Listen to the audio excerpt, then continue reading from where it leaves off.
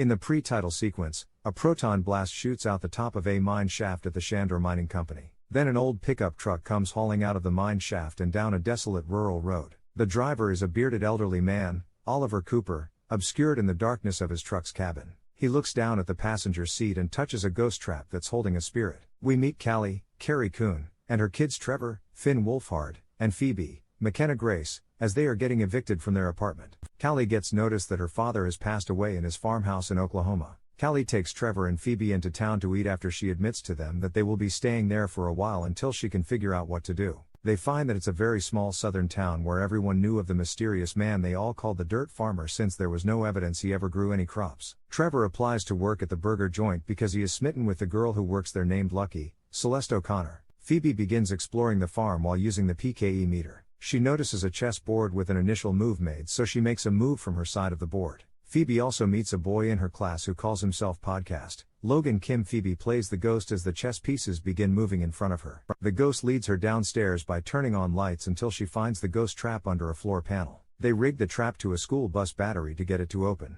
Phoebe repairs a proton blaster with help from Egon's invisible ghost and takes it out for a test with Podcast tagging along. They find the metal-eating ghost named Muncher. They attempt to wrangle and capture him but fail. Phoebe uses her one phone call option to call the number of the Ghostbusters from the commercial. Phoebe confronts her mom for not telling her who their grandfather really was. Callie counters with the history she had with her dad. She felt like they never bonded and he didn't care about her. The kids find out their grandfather's dirt farm was actually a field of hundreds of ghost traps meant to capture Gozer. They realize that his trap must have failed and set off to investigate the mine shaft once more. Lucky has become close with Trevor through work and the discovery that she is the sheriff's daughter. Gary goes to Walmart to pick up some ice cream after his unusual date with Callie. He discovers several mini-Stay Puft Marshmallow Men roaming the store causing chaos. He comes upon the demon dog he released earlier and gets chased out to his car and attacked just like the scene from Cujo. Back at the farmhouse, Callie finds the hidden lab and discovers that her father Egon had a memory board of all her life on the wall. The kids retrieve Ecto-1 from the police impound with Lucky's help. The kids come home to reveal their discovery to Callie but find her possessed. Phoebe and Podcast are able to get the RC ghost trap and proton blaster out from the weapon-holding cell by reaching in and releasing Muncher.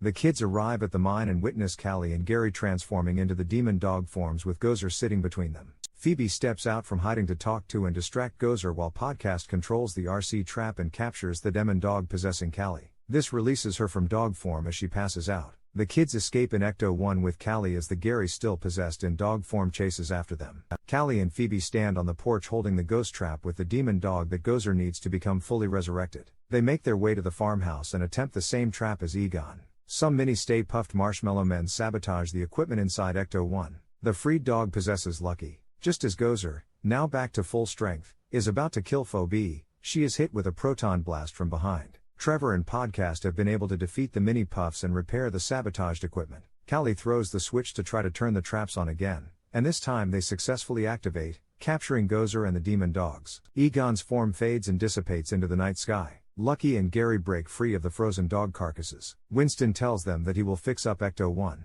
The three original Ghostbusters take it and their equipment back to New York City. There is a mid-credits scene where Dana Barrett Venkman, Sigourney Weaver, tests Peter's psychic powers. There is a brief conversation between Winston, who is now the wealthy head of his family, and Janine. Winston mentions that he has been using his resources to maintain the Ghostbusters properties.